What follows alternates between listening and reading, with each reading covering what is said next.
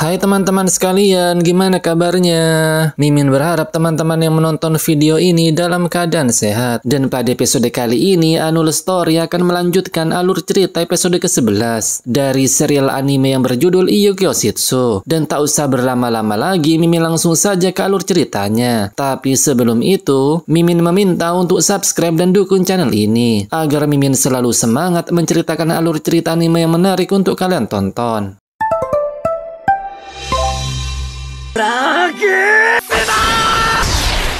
Clay yang berhasil menggunakan Dragon Smash mendapatkan pujian dari Kasim dan Blade. Tak lama setelah itu, terlihat Sophie yang membawa pedang datang menemui mereka. Namun Blade merasa ada yang aneh dengan bestinya itu. Clay dan Kasim kemudian meminta Sophie pedang untuk mencoba menggunakan serangan barusan. Tanpa menjawab apa-apa, Sophie pedang langsung mengambil pedangnya dan inilah yang terjadi. Melihat serangan itu, tentu saja membuat Clay dan Kasim kagum. Namun sesaat kemudian,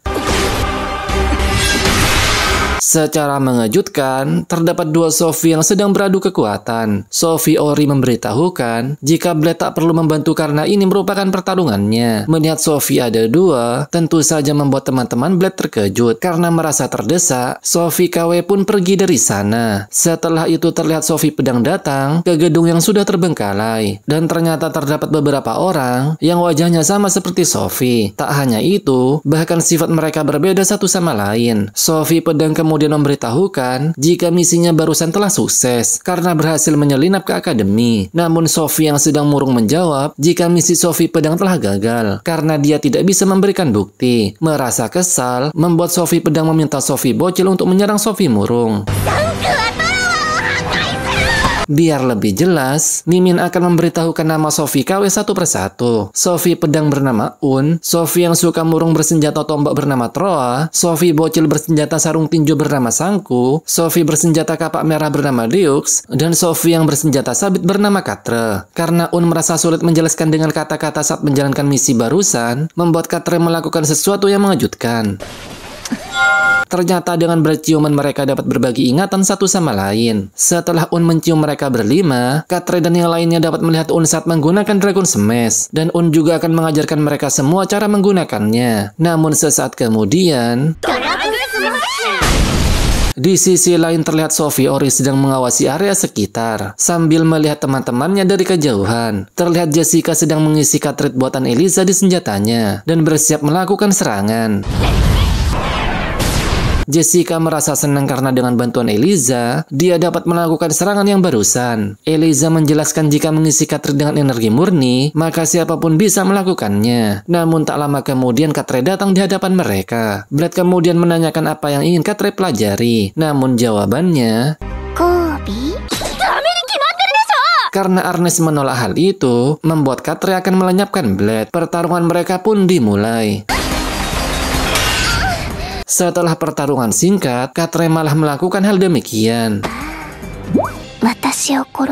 Namun tak lama setelah itu Sophie Ori datang di hadapan mereka. Dengan rasa cemburu, Sophie Ori kemudian menantang Katre untuk melawannya. Namun Katre menolak tantangan Sophie dan kabur dari sana. Diketahui jika Katre ialah Sophie KW keempat yang menyerang Blade, karena sebelumnya ada Sophie pedang, tombak, dan juga kapak. Setelah itu, terlihat Blade dan para bestie sedang makan di kantin. Ernest dan yang lainnya masih tak mengetahui apa tujuan mereka menyerang Blade. Namun menurut Blade, Sophie KW ingin diajari olehnya. Singkat cerita, setelah berdiskusi panjang, akhirnya Ernest dan yang lainnya dapat menarik kesimpulan jika Sophie KW ingin melenyapkan Blade. Mendengar para bestie baru menyadari jika Sophie KW ingin melenyapkan sang pahlawan, membuat Sophie Ori habis pikir hingga terjatuh. Ternyata Blade sudah mengetahui dari awal jika mereka mengincar nyawanya. Namun Blade malah terlihat santuy meski Ernest meminta sang pahlawan untuk panik meski hanya sedikit. Dengan penuh keyakinan, Sophie Ori memberitahukan jika dia akan melindungi Blade. Di tempat lain, terlihat Sangku merasa senang setelah melihat yang lain gagal melenyapkan Blade, dan selanjutnya giliran dia yang akan beraksi. Un kemudian memberitahukan jika penggunaan stamina berlebihan akan memperpendek waktu mereka. Setelah itu, para Sophie KW dipanggil oleh seseorang. Ternyata yang memanggil mereka ialah seorang ilmuwan yang telah membangkitkan Sophie KW. Ilmuwan itu memberitahukan jika pahlawan buatan ialah entitas yang bisa melampaui pahlawan. Oleh karena itu, dia meminta Sophie KW untuk melenyapkan Blade dan membuktikan bahwa penelitiannya itu selalu ideal. Un mengerti jika alasan mereka ada untuk melenyapkan sang pahlawan. Setelah itu, terlihat Sophie Ori masuk ke kamar Blade. Namun secara tiba-tiba,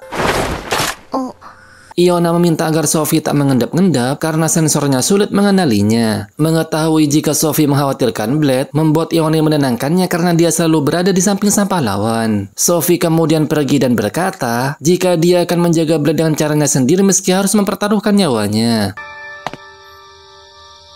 Melihat Un berada di depannya, membuat Sophie berkata jika Un tak bisa melenyapkan Blade karena Sophie dan yang lain tak akan membiarkannya. Namun Un tetap akan melakukannya karena itu merupakan perintah dan juga satu-satunya alasan mengapa mereka ada. Diketahui jika proyek pahlawan buatan berakhir di Sophie dan penyesuaian yang dilakukan pada Un dan yang lain tidak melalui prosedur yang membuat mereka mempunyai waktu hidup yang singkat. Jadi Sophie Ori meminta mereka untuk hidup layaknya manusia. Namun perintah yang diterima Un dan yang lain itu absolut dan jika ingin menghentikan mereka, maka jalan satu-satunya ialah melenyapkannya.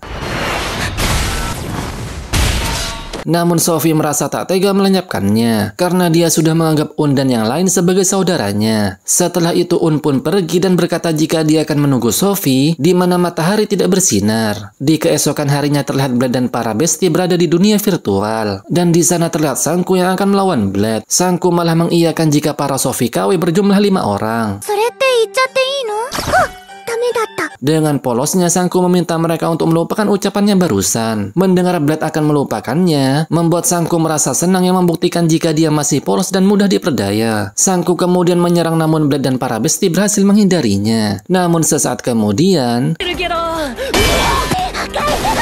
dan untuk pertama kalinya Blade mengalami kekalahan di dunia virtual. Namun kekalahan Blade di dunia virtual sesuai dengan rencana mereka. Dan Sangku berhasil diperdaya karena dia sudah menganggap jika Blade berhasil dilenyapkan. Namun tak lama setelah itu, terlihat Blade dan Ione melarikan diri dari kejaran Sangku. Tak hanya Sangku, bahkan Deox juga datang untuk menyerang Blade. Ione kemudian memberitahukan jika dia mempunyai rencana. Dan sesaat kemudian, melihat Ione mengejeknya, tentu saja membuat Deox dan Sangku semakin marah besar. Di sisi lain, terlihat Arnes meminta teman-temannya untuk melakukan persiapan. Karena sebentar lagi Sophie KW akan datang ke tempat mereka. Dan tak lama kemudian, tapi serangan kombinasi itu tak mampu menahan para Sophie KW. Deox pun berbalik menyerang, namun Arnes berhasil menghempaskannya. Melihat pertahanan Arnes yang terbuka lebar, tentu saja membuat Sangku tak menyia-nyiakannya. Melihat mereka berdua terkapar, Iona kemudian memberitahukan jika ini kesempatan mereka untuk menangkap mereka hidup-hidup. Ternyata Deox dan Sangku masih belum menyerah. Mereka kemudian menggabungkan kekuatan dan terciptalah lubang hitam yang sangat besar. Lubang hitam itu menyerap benda-benda yang ada di sekitarnya. Blade dan yang lainnya mencoba untuk bertahan, namun teman-temannya yang lain tak mampu menahannya. Untung saja Blade berhasil menyelamatkan mereka. Sophie kemudian datang dan berusaha menghentikannya. Sophie pada akhirnya berhasil menghentikan bola hitam itu, namun dia harus kehabisan tenaga. Terlihat Un bersama yang lainnya juga datang untuk menyelamatkan saudaranya, dan mereka pun pergi dari sana. Singkat waktu, Sophie pun tersadar di ruang UKS. Blade kemudian memberinya apel berbentuk kelinci. Melihat hal itu, Sophie berkata jika kelincinya sudah benar, namun pisau yang dipakai Blade tidaklah cocok. Sophie yang khawatir dengan kerusakan yang telah terjadi membuat Blade menenangkannya karena tidak ada yang menjadi korban dan yang terluka telah diobati oleh Claire. Mengetahui jika Blade penasaran dengan Un dan yang lainnya, membuat Sophie memberitahukan jika mereka dibuat menggunakan teknologi yang sama dengannya dan seseorang berhasil mewujudkan kekuatan pahlawan dengan memasukkan logam Heronium dengan dosis masing-masing. Ternyata Blade ingin berteman dengan mereka. Bahkan Arnes juga menginginkan jika mereka bisa masuk di akademi ini. Namun Sophie menolak hal itu karena tujuan mereka ialah melenyapkan sang pahlawan. Ternyata Sophie berhasil diselamatkan oleh raja sebelum otaknya direkayasa. Berbeda dengan mereka berlima yang tak bisa menghindar dari perintah karena otak mereka telah direkayasa. Setelah itu, terlihat Blade tertidur pulas dan tak mengetahui jika Sophie telah pergi dari sana. Nah, itu dia alur cerita episode ke-11 dari anime Iyuki Oshitsu. Annual Story akan menceritakan episode ke-12 minggu depan, karena anime ini merupakan anime terbaru yang rilis setiap minggu. Dan sampai jumpa di alur cerita selanjutnya dan terima kasih sudah menonton. Bye-bye.